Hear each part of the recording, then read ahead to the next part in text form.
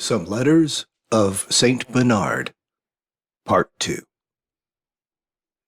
Letter 3, from A.D. 1131. To Bruno, Archbishop-elect of Cologne. Bernard, having been consulted by Bruno as to whether he ought to accept the see of Cologne, so replies as to hold him in suspense, and render him in awe of the burden of so great a change. He advises him to seek counsel of God in prayer. You seek counsel from me, most illustrious Bruno, as to whether you ought to accept the episcopate, to which it is desired to advance you. What mortal can presume to decide this for you? If God calls you, who can dare to dissuade you? But if he does not call you, who may counsel you to draw near? Whether the calling is of God or not, who can know except the Spirit, who searcheth even the deep things of God, or one to whom God himself has revealed? That which renders advice still more doubtful is the humble, but still terrible, confession in your letter, which ought to accuse you of your own past life gravely, but, as I fully believe, in sincerity and truth. And it is undeniable that such a life is unworthy of a function so holy and exalted. On the other hand, you are very right to fear, and I fear the same with you. If, because of the unworthiness of you fail to make the profitable use of talent, of knowledge committed to you, unless you could, perhaps, find another way, less abundant, perhaps, but also less perilous, of making increase from it. I tremble, I confess it, for I ought to say to you, as to myself, what I feel. I tremble, I say, at the thought of the state whence, and that whither you are called, especially since no period of penitence has arrived to prepare you for the perilous transition from one to the other. And indeed, the right order requires that you should study to care for your own conscience before charging yourself with the care of those others. And that is the first step of piety, of which it is written, to pity thine own soul is pleasing unto the Lord. Ecclesiastes 30, verse 23. It is from this first step that a well-ordered charity proceeds by a straight path to the love of one's neighbor, for the precept is to love him as ourselves. But if you are about to love the souls would be confided in you as have loved your own hitherto, I would prefer not to be confided rather than to be so loved. But if you shall have first learned to love yourself, then you will know, perhaps, how you should love me. But what if God should quicken his grace and multiply his mercy upon you, and his clemency is more quickly to replace the soul in a state of grace than daily penitence? Blessed, indeed, is he unto whom the Lord will not impute sin. Psalms 32, verse 2. And who shall bring accusation against the elect of God? If God justifies, who is he that condemns? This short road to salvation that holy thief attend, who in one and the same day both confessed his iniquities and entered into glory. He was content to pass by the cross as by a short bridge from the religion of death unto the land of the living, and from this foul mire into the paradise of joy. This sudden remedy of piety that sinful woman happily obtained in whose soul grace of a sudden began to abound, where offenses had so abounded. Without much labor of penitence, her sins were pardoned, because she loved much. St. Luke, chapter 7, verse 37 to 50.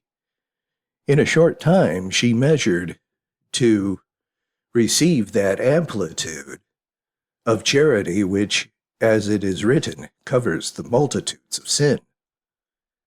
1 St. Peter 4, verse 8.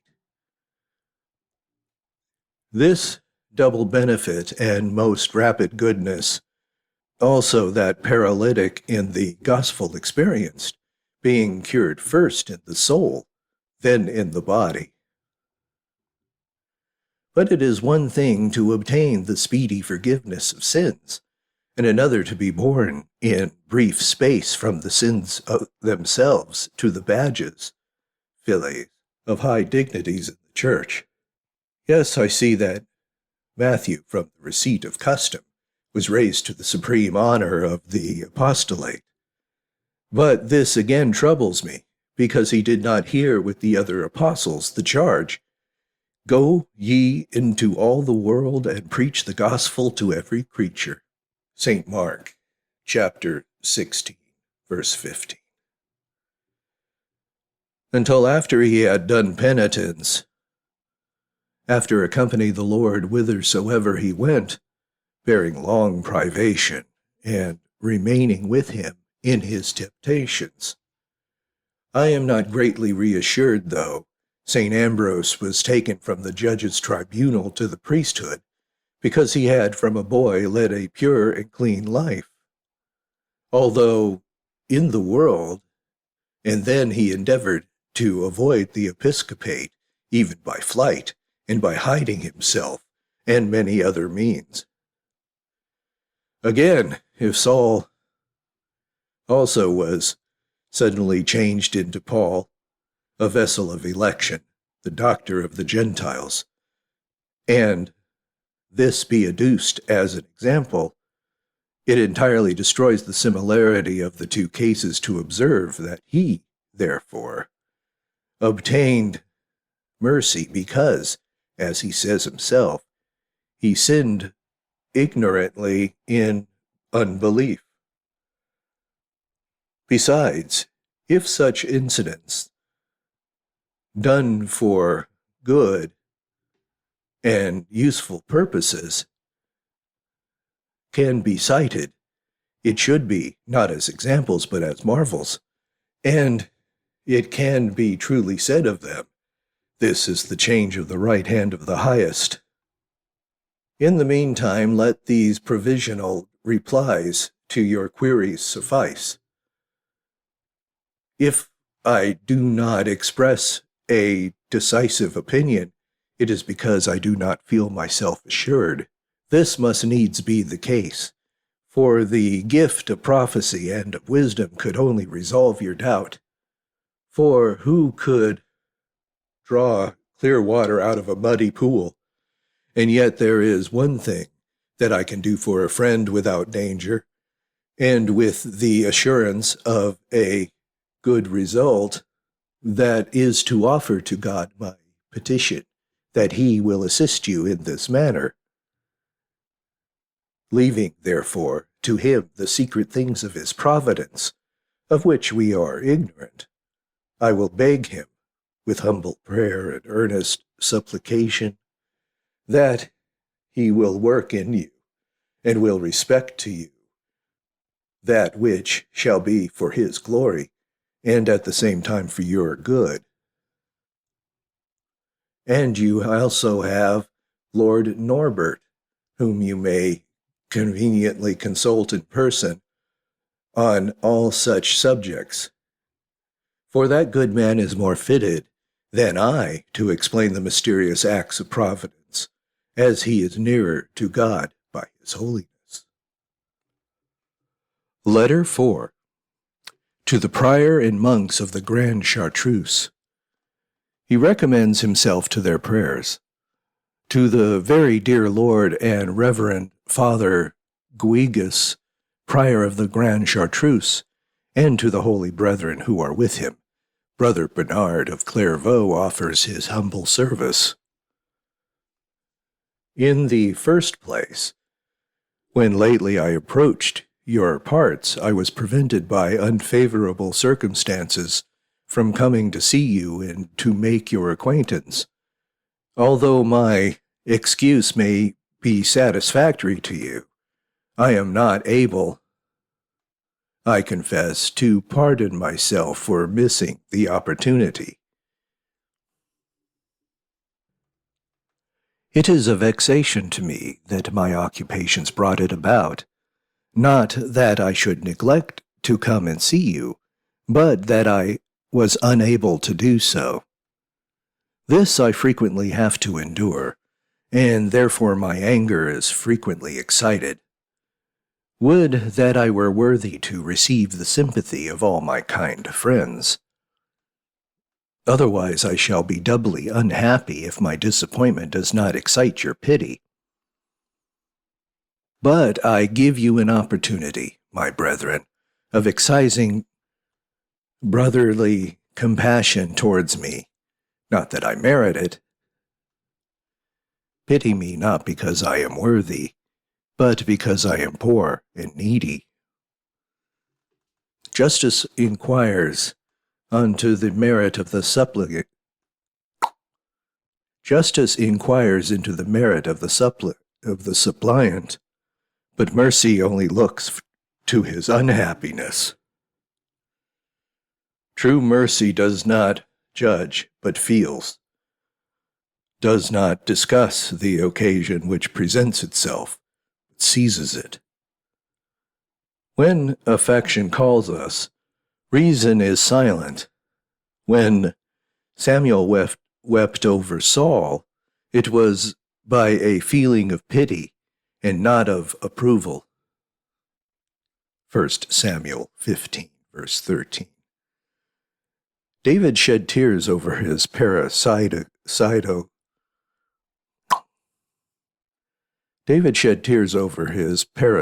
son, and although they were profitless, yet they were pious.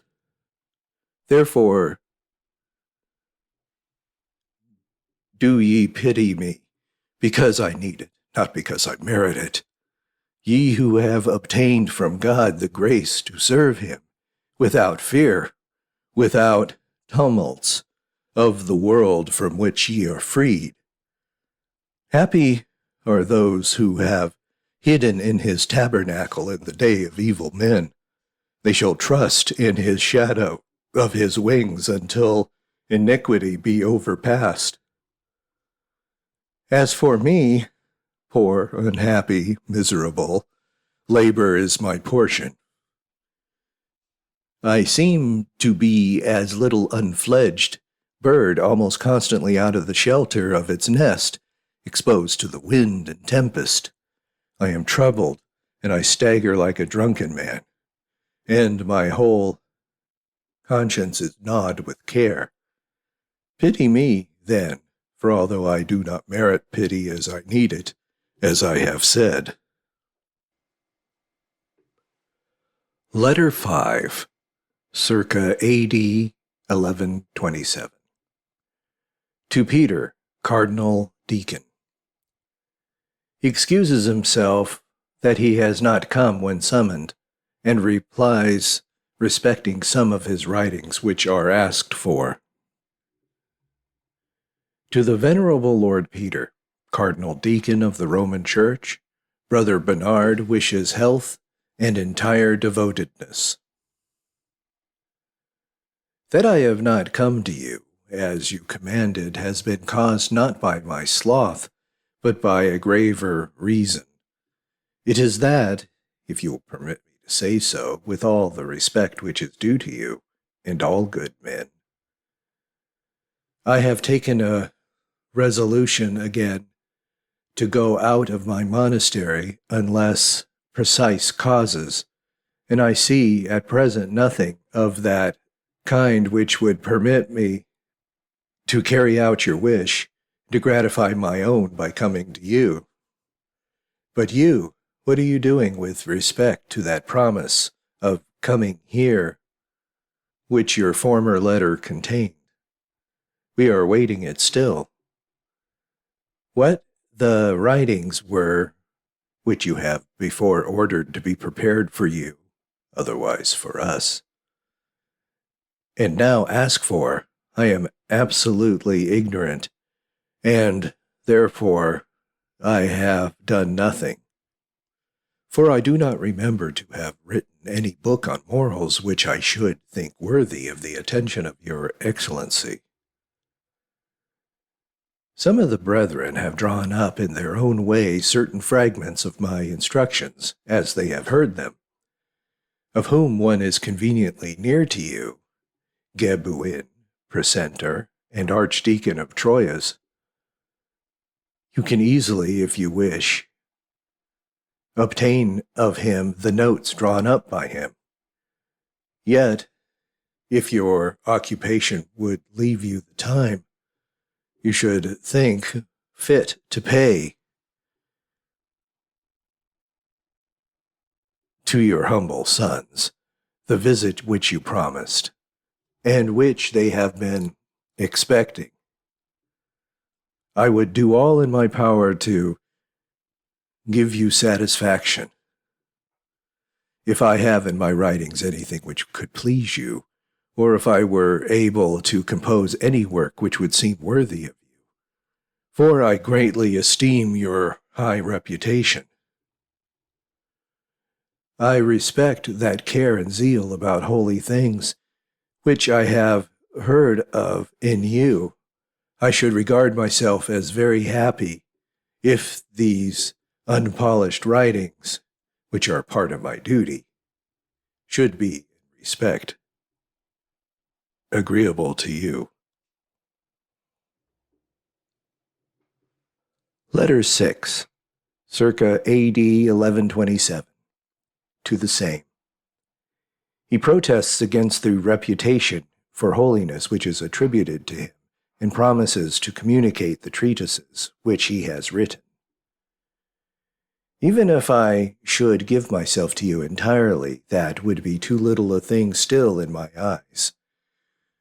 To have recompensed toward you even the half of the kindly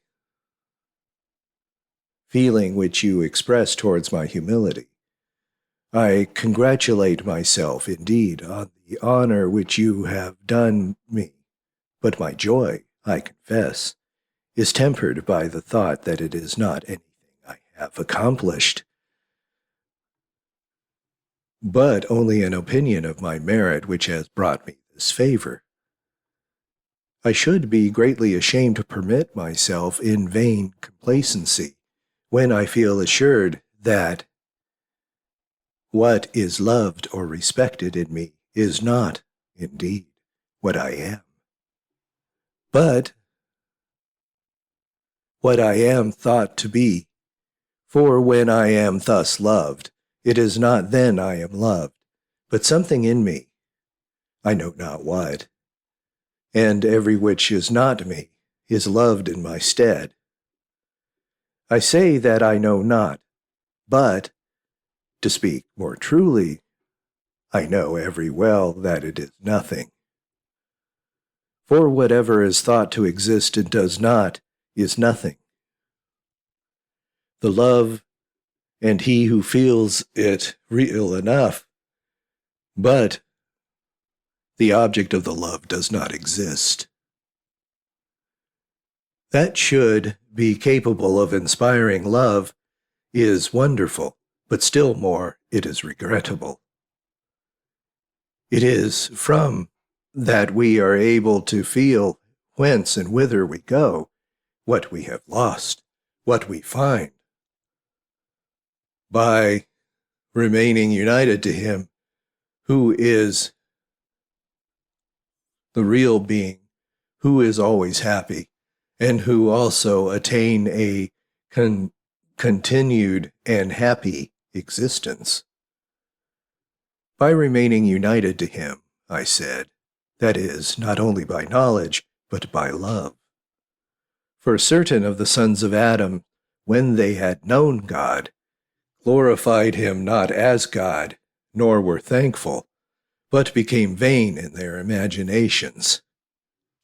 Romans 1, verse 21. Rightly, then, were their foolish hearts darkened, because since they recognized the truth and despised it, and they were justly punished for their fault by losing the power to recognize it. Alas, in thus adhering to the truth of the mind, but with the heart departing from it, loving vanity in its place, man became himself a vain thing. But what is more vain than to love vanity?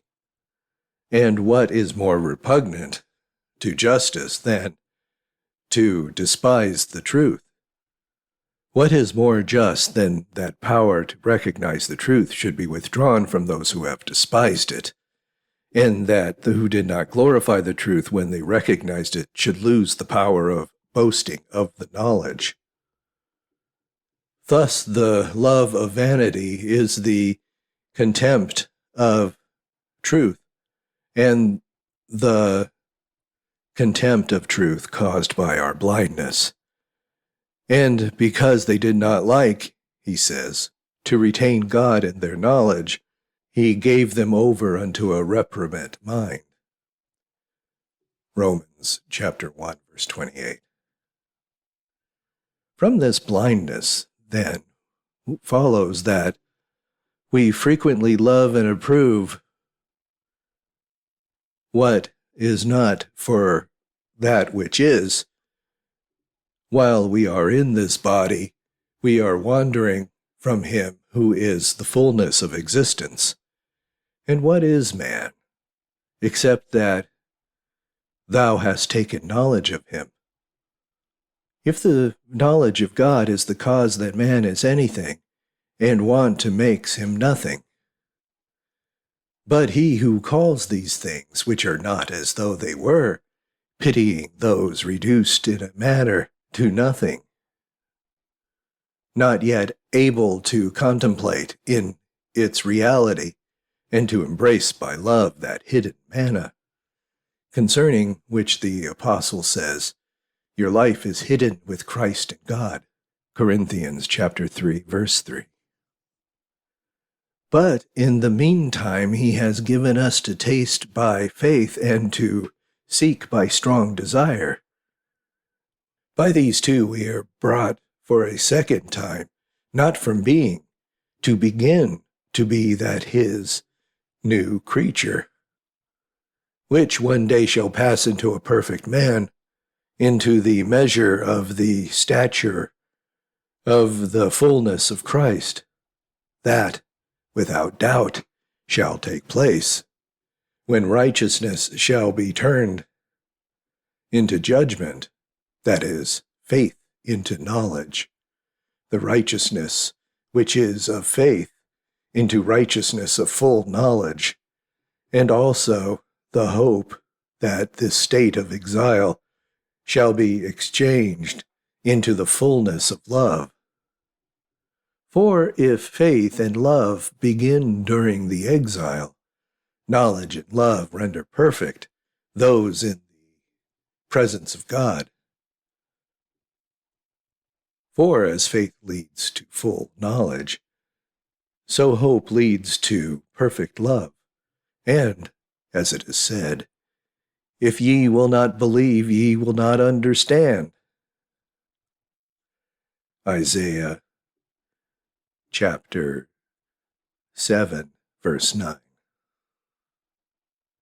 We may equally be said with fitness that you have not hoped, you will not perfectly love. Knowledge, then, is the fruit of faith, perfect charity of hope. In the meantime, the just lives by faith, but he is not happy except by knowledge, and he aspires towards God as the heart desires the water brooks. But the blessed drinks with joy from the fountain of the Savior. That is, he delights in the fullness of love. Thus understanding and love, that is, the knowledge of and delight in the truth, are, perhaps, as it were, the two arms of the soul, which it embraces and comprehends with all saints the length and breadth, the height and depth. That is the eternity, the love, the goodness, and the wisdom of God. And what are all these but Christ? He is eternity, because this is life eternal, to know thee, the true God, and Jesus Christ, whom thou hast sent. St. John 18, verse 3. He is love, because he is God, and God is love.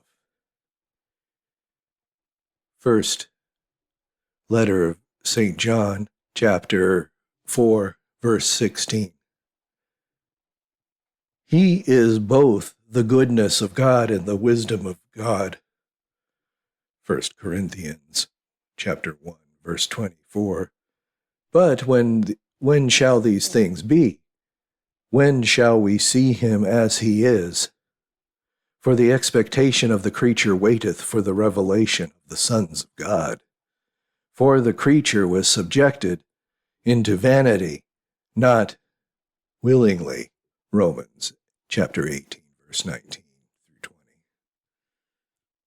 It is that vanity diffused through all, which desires us to desire to be praised, even when we are blamable, and not to be willing to praise those who we know to be worthy of it. But this too is vain, that we in our ignorance frequently praise what is not, and are silent about what is. What shall we say to this? But that the children of men are vain, the children of men are deceitful upon the weights, so that they deceive each other by vanity. We praise falsely, and are foolishly pleased, so that they are vain who are praised, and they false who praise. Some flatter and are deceptive. Others praise that they think deserving and are deceived. Others pride themselves in the commendations which are addressed to them, and are vain. The only wise man is he who says with the apostle, I forbear, lest any man should think of me above that which he seeth to be, or that he heareth of me. 2 Corinthians chapter 12, verse 6. For the present, I have noted down these things too hastily, because of this is not so finished a way, rather than dictated them for you, perhaps also a greater length than I should, but to the best of my poor ability. But that my letter may finish at the point whence it began, I beg you not to be too credulous of uncertain rumor about me, which, as you know well, is accompanied to be wrong both in giving praise and in attaching blame. Be so kind, if you please, as to weigh your praises and examine with care how far your friendship for me and your favor are well founded. Thus they will be more acceptable from my friend, as they are fitted to my humble spirit. Thus, when praise shall be proceeded from grave judgment, and not from the error of the vulgar. If it is more moderate, it will be at the same time more easy to bear. I assure you that what attaches me, humble person as I am, to you is the zeal, industry, and sincerity which you employ yourself, as they say, in the accomplishment of your charge in holy things. May it be always thus with you, that this may be said of you always with the truth.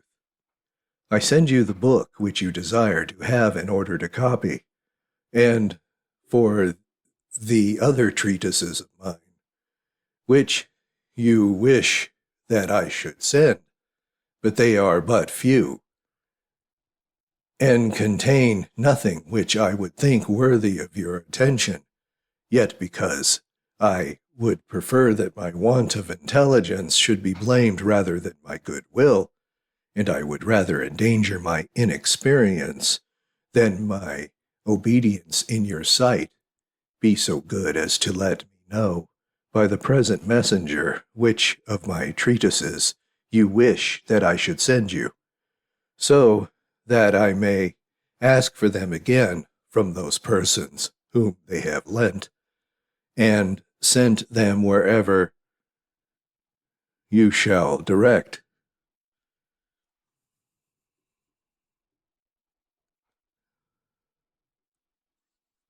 That you may know what you wish for, I may say that I have written a little book on humility, 4 homilies on the praises of the Virgin Mother, for the little book has this title. Upon the passage of St. Luke, where it is said, the angel Gabriel was sent. St. Luke chapter 1, verse 26.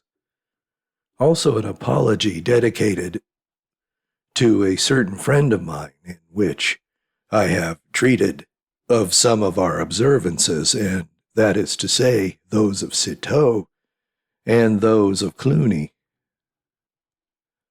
I have also written a few letters to various persons, and finally there are some of my discourses, which the brethren who heard them have reproduced in their own words and keep them in their hands. Would that any of the simple productions of my humble powers might be of any service to you, but I do not dare to expect it. Letter 7, towards the end of AD 1127, to Matthew, the Legate.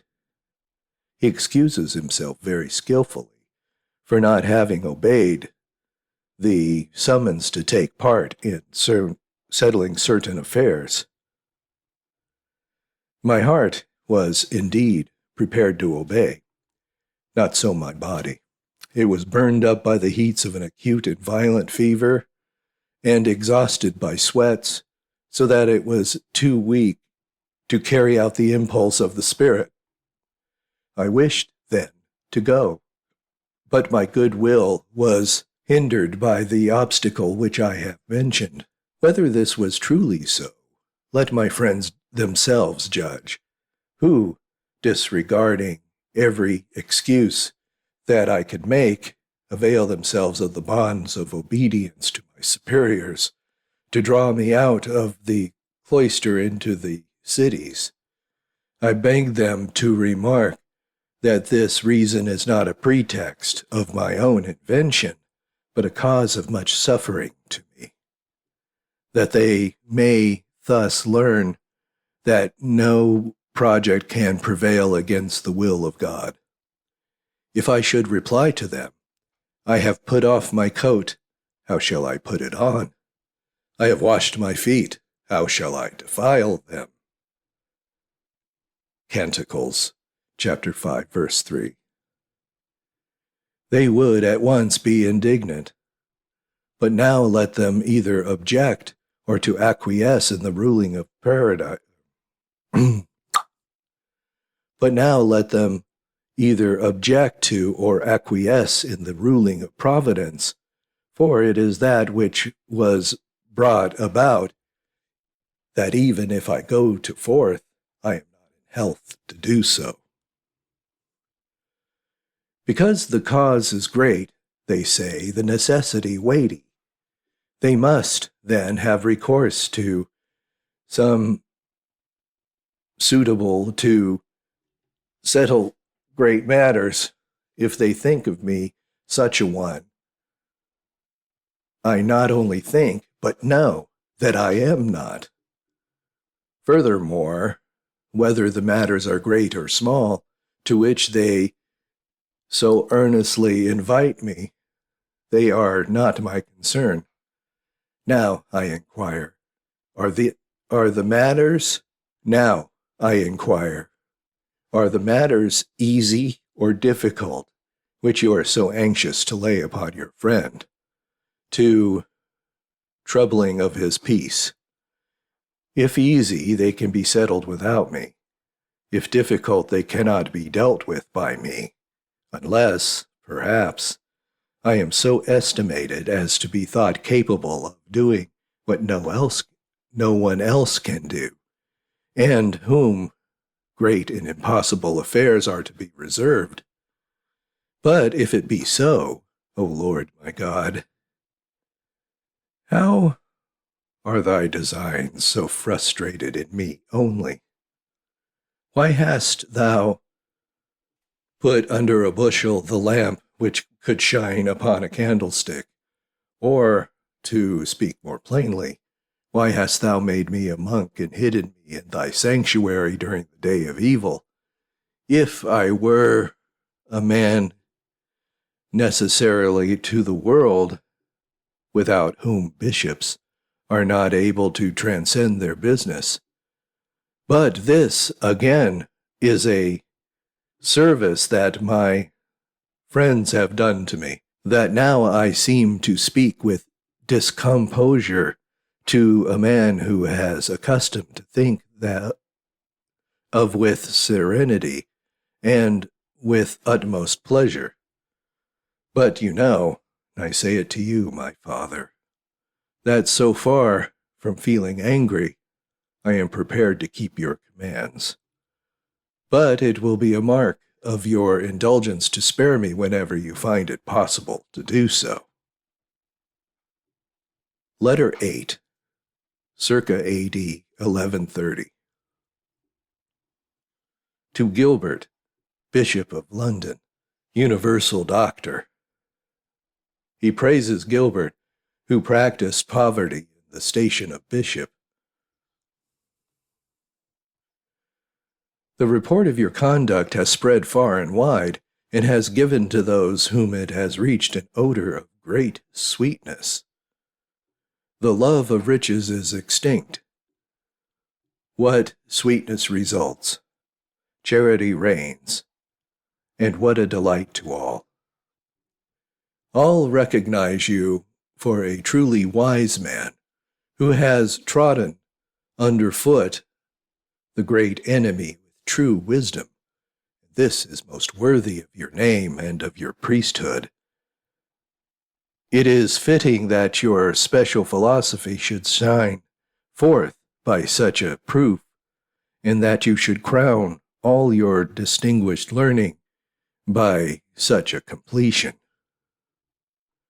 That is the true and unquestionable wisdom which contempts filthy lucre and judges it a thing unworthy that philosophy should dwell under the same roof as the service of idols. That the Magister Gilbert should become a bishop was not a great thing, but that a bishop of London should embrace a life of poverty, that is indeed grand. For the greatness of the dignity could not add glory to your name, but the humility of poverty has highly exalted it.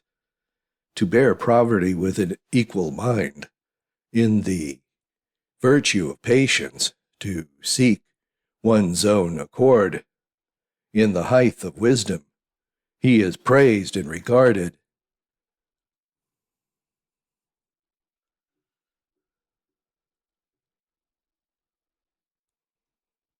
All recognize you for a truly wise man, who has trodden underfoot a great enemy with true wisdom.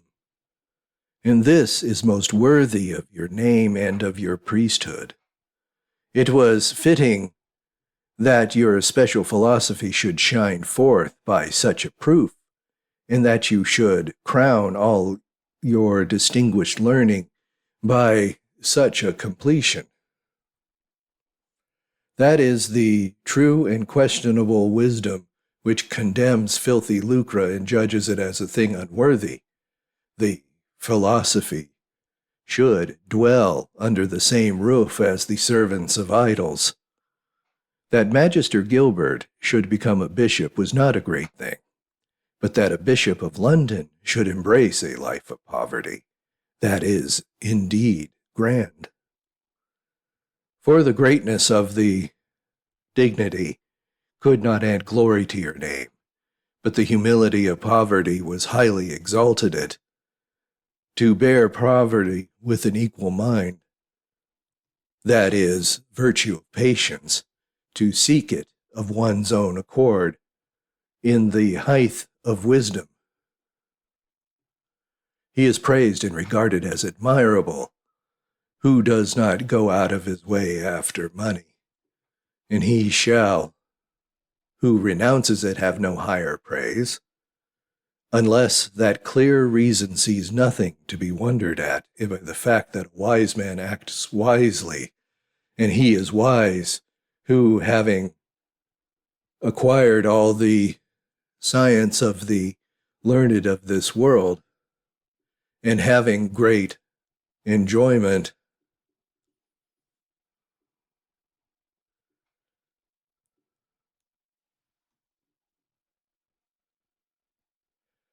in acquiring them, has studied all the scriptures so to make their meaning new again.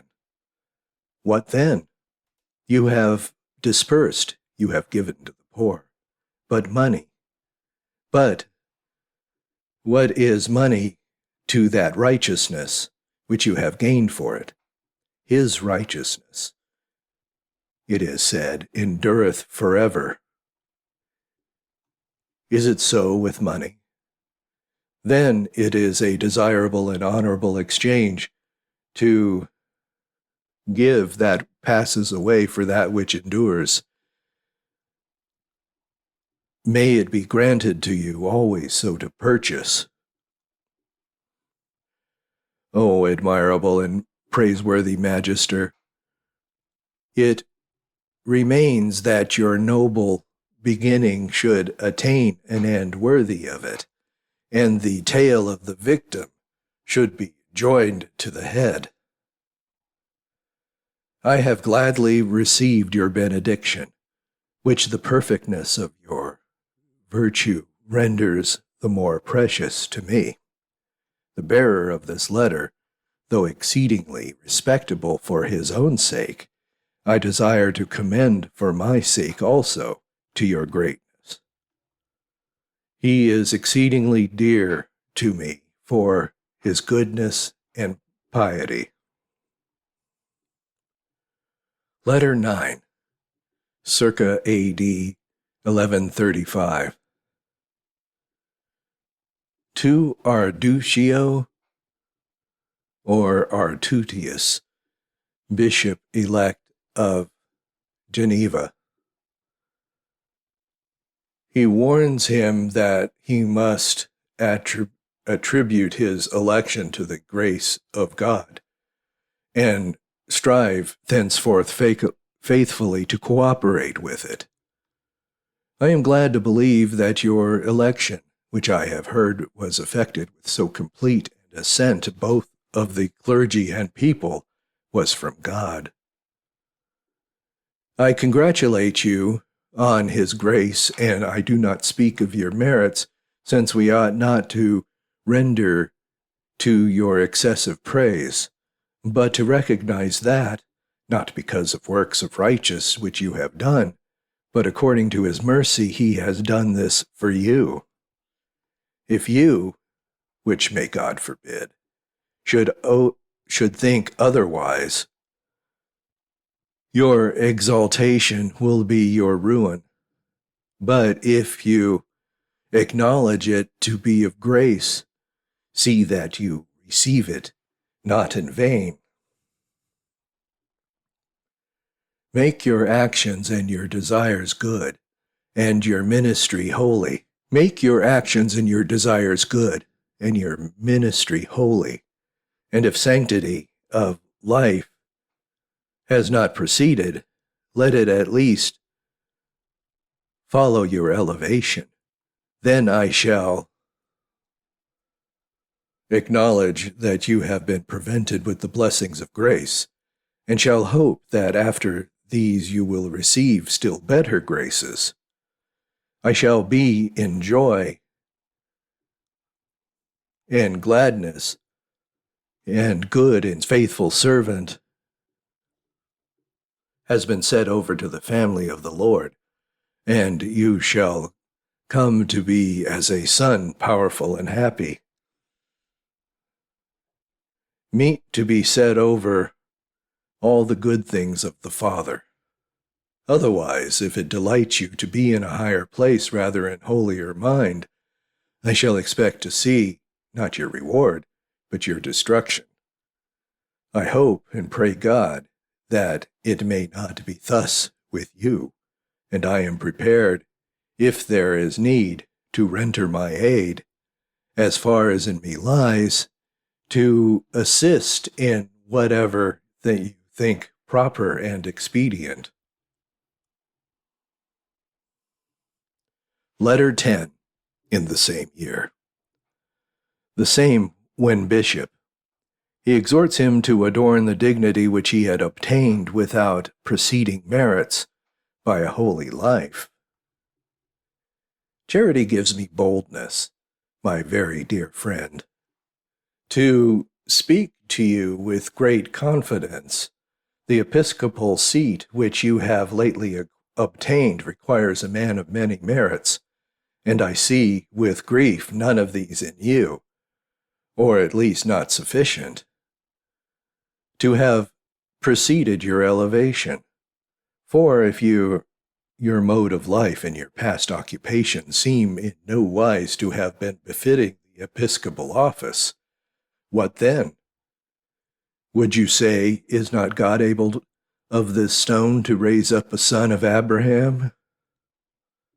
Is not God able to bring about the good works which ought to have gone before the episcopate may follow it? Certainly he is, and I desire nothing better than this, if it should be so. I know not why, but that sudden change wrought by the right hand of the highest will please me more than if the merits of your former life pleaded for you.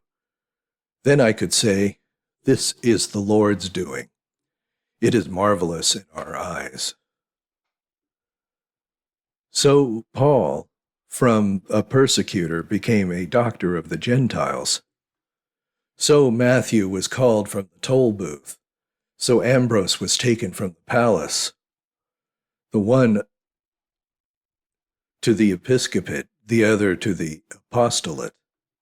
So I have known many others who have been usefully raised to the episcopate from the habits and pursuits of secular life.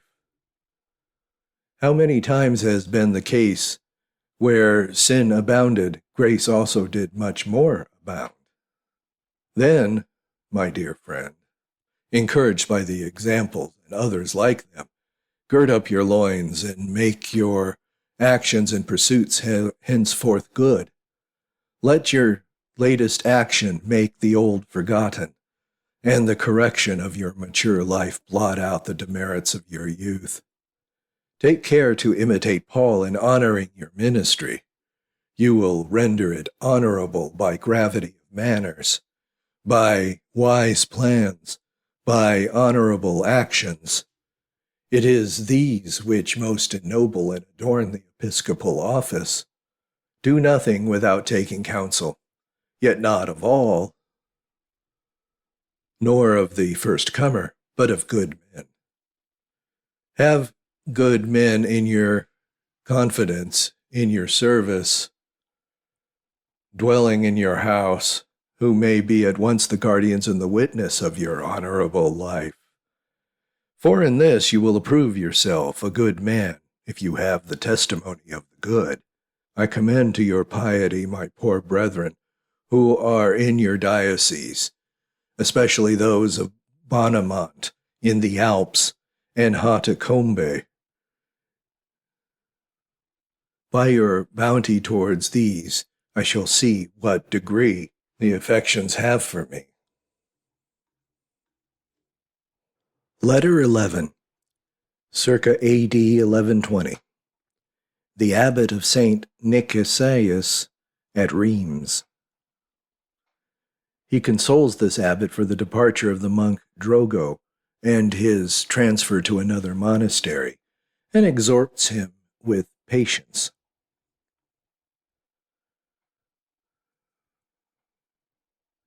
How much I sympathize with your trouble, only he knows who bore the griefs of all in his own body. How willingly would I advise him if I knew what to say, or help you in, if I were able, as efficacious as I would wish that he knows and can do all things should advise and assist me in all my necessities. If Brother Drogo had consulted me about leaving your house, I should by no means have agreed with him. And now that he has left, if he were to apply to enter into my house, I should not receive him. All that I was able to do in the circumstances I have done for you. I have written, as you know, to the abbot who has received him. After this, Reverend Father, what is there more that I am able to do on your behalf? And as regards yourself, your holiness knows well with me that men are accustomed to be perfected not only in hope, but also to glory in tribulation. The Scripture consoles them, saying, the furnace proveth the potter's vessels, and temptation the righteous man. Ecclesiastes 27, verse 6. The Lord is nigh unto them that they are of a contrite heart, and we must, through much tribulation, enter into the kingdom of God, and all who will live godly in Christ suffer persecution. 2 Timothy chapter 3, verse 12. Yet nonetheless, we are to sympathize with our friends whom we see placed in care and grief, because we do not know what will be the issue of such, and fear lest it be for ill. Since while, indeed, to saints and the elect tribulation worketh patience, patience experience, experience hope, and hope maketh not ashamed. Romans chapter 5, verse 3 through 5. To the condemnable and reprobate of the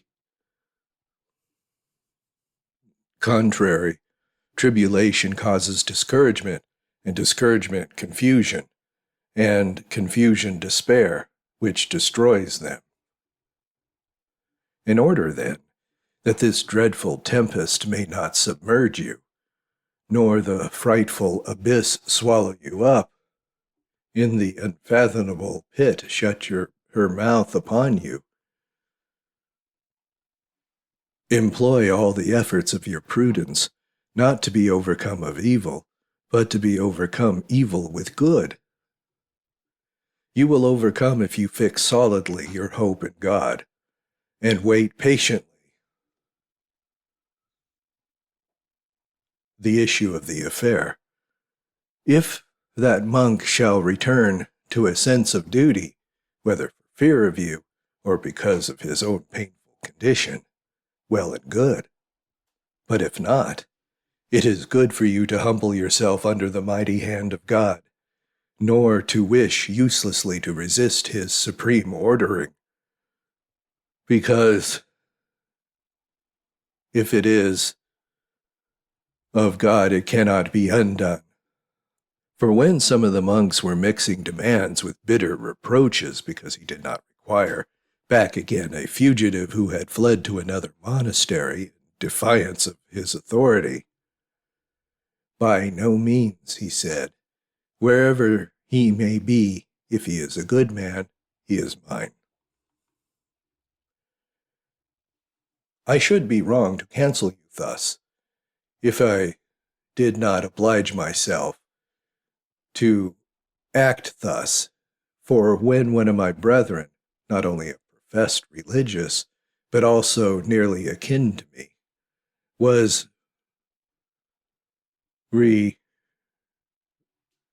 received and retained at Cluny against my will, I was afflicted, indeed, but endured it in silence, praying both for them that they might be willing to return the fugitive, and for him that he might be willing to act his own accord to return.